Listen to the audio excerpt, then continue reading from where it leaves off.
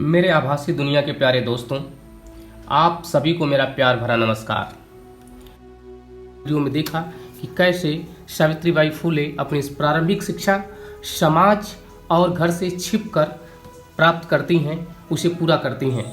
लेकिन दोस्तों, उसको सार्वजनिक मान्यता दिलाने हेतु शिक्षक ट्रेनिंग की जरूरत थी, जो चुनौती बन गया था उस समय के हिसाब से।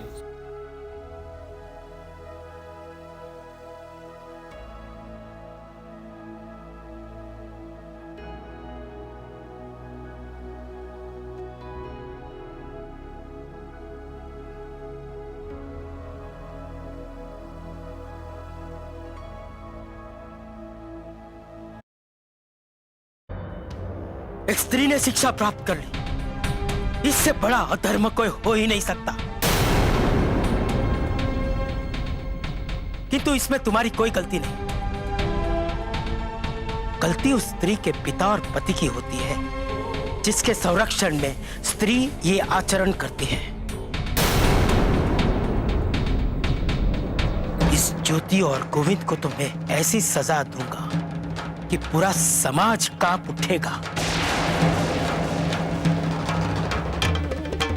और इसके बाद कोई अपनी पत्नी, अपनी पुत्री और स्त्री को शिक्षा देने से पहले 1000 बार सोचेगा। जाओ उस गोविंद राव के घर संदेशा भेजो, तुम्हें पेशवा के दरबार में पेश होना है। जो प्रारंभिक शिक्षा ली थी उसको लेकर घर में कलह, गोविंद राव के ऊपर सामाजिक और धार्मिक दबाव कि अपने घर में पढ़कर सावित्री ने अधर्म का कार्य किया है, धर्म के विरुद्ध काम किया है, विश्वास तोड़ा है। इन्हीं उलझनों के बीच उस समय का सुप्रीम कोर्ट यानी पेशवा की अदालत, दोस्तों उस समय की सुप्रीम कोर्ट थी, जिसका ज्योतिबा को धर्म विरुद्ध कार्य करने के आरोप में दंडित करने के लिए पेशवा के दरबार में बुलाया जाना था। इन सारी चीजों को यानी धार्मिक दबाव, सामाजिक दबाव से उनके पिता की चिंता, परिवार के प्रति पूरा परिवार को डरा के रख दिया। लेकिन ज्योतिबा को अपनी शिक्षा पे भरोसा था और पिता को साहस देते हैं कि आप चिंता न करें, पेशवा के दरबार में बुलाया गया है, हम उसका जवाब देंगे। बाबा, एक बात मुझे समझ में नहीं आ रही।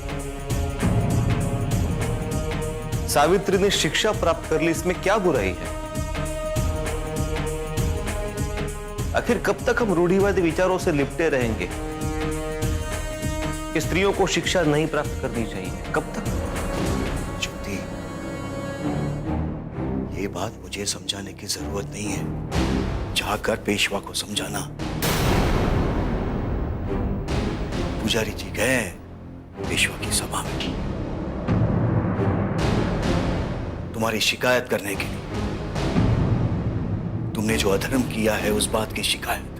तुम्हें पेशवा के दरबार में खड़ा किया जाएगा।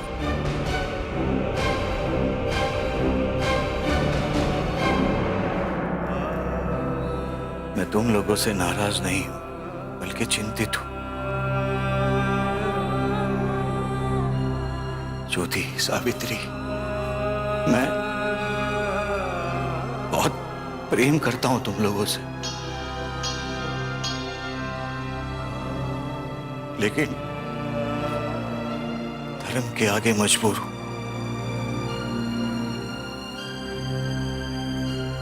मुझे समझ में नहीं आता कि मैं क्या करूं।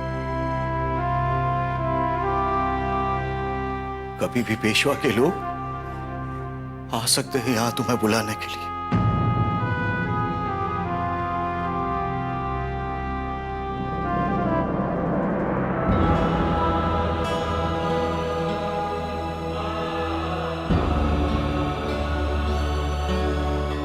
बाबा, पेशवा की चिंता मत करो। अगर आप हमारे साथ हो तो हमें किसी की परवाह नहीं। और पेशवा को अपने तर्कों से निरुत्तर करते हुए यह सिद्ध करते हैं ज्योतिबा कि महिलाओं को भी शिक्षा का उतना ही अधिकार है जितना कि पुरुष को। पेशवा के दरबार में पेश होते हैं ज्योतिबा और क्या तर्कसंगत बातें करते हैं। आप अधूरी बात बोल के लोगों को गुमराह नहीं कर सकते। ये भी तो कहिए सर्वम स्वम ब्राह्मणस्य इदम यत्किंच जगति गतम श्रेष्ठे वेनाभिजनेनेदम सर्वं वै ब्राह्मणोरहति। पृथ्वी पर जो कुछ भी है सभी ब्रह्म व्याप्त है, जो कुछ भी है सभी ब्राह्मण का है। इसीलिए ब्राह्मण का यह प्रथम कर्तव्य है कि सभी प्राणियों को अपना रूप समझे। किधर भी ज्ञान होता तो स्त्री को शिक्षित करने की बात तुम कभी नहीं करते। लगता है आपको आपकी ही भाषा में उत्तर देना पड़ेगा, तो लीजिए आप ही की भाषा में उत्तर देता हूं। यत्र नार्यन्ते पूज्यन्ते तत्र देवता रमयन्ते। अर्थात जहां नारी की पूजा होती है उसका आदर होता है, वहां देवता अपना निवास करते हैं। लेकिन यहां नारी की पूजा तो दूर, उसे शिक्षित करने से भी लोग डर रहे हैं। देखा दोस्तों, पहली बार पेशवा जिसे दंड के लिए बुलाया और दंड नहीं दे पाया, और पहली बार शिक्षा का महत्व गोविंदराव जी को समझ आया और अपनी बहू को शिक्षक ट्रेनिंग की इजाज़त दे देते हैं कि जाइए अहमदनगर आप ट्रेनिंग कर लो। मैं नहीं चाहता कि जिस तरह से मैं धर्म से डरा हुआ हूँ उस तरह से हमारे आने वाली पीढ़ियाँ धर्म से डरें और शिक्षा से वंचित रह जाएं। तो देखिए दोस्तों, किस तरह से जो व्यक्ति ज्योतिबा की किताबों को जला देता है एक समय, आज वह अपने घर के बच्चों को कह रहा है कि जाइए शिक्षा ग्रहण कीजिए। रुको,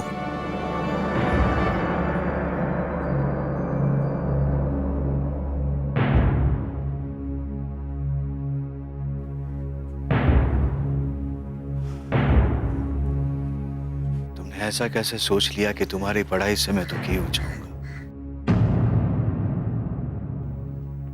मैं ठहरा अनपढ़ व्यक्ति, शिक्षा के ज्ञान के बारे में मुझे कुछ नहीं पता।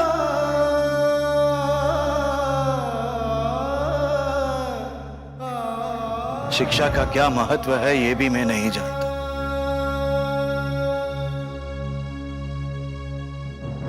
लेकिन आज ज्योति को पेशवा के दरबार में सुनकर ऐसा लगा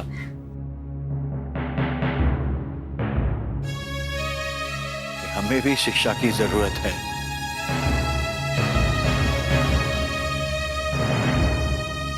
मेरे भीतर जो धर्म को लेकर डर है ना, वो शायद अशिक्षा के कारण ही है।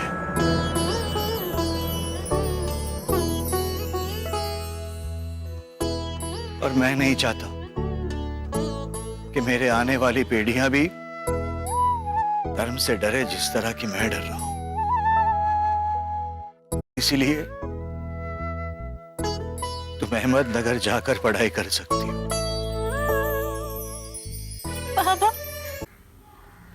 अगर दोस्तों आप चाहते हो कि आपके पूर्वजों की बातें जन जन तक पहुंचे तो शेयर कीजिए, वीडियो को अच्छी लगे तो लाइक कीजिए दोस्तों। और दोस्तों शिक्षित बनिए, शिक्षा का असर होता है, थोड़ा देर ही सही लेकिन ज़रूर उसका बहुत ही धनात्मक असर होता है अपने जीवन में। अगले वीडियो में फिर मिलते हैं दोस्तों किसी नए विचार के साथ। तब तक के लिए दोस्तों धन्यवाद।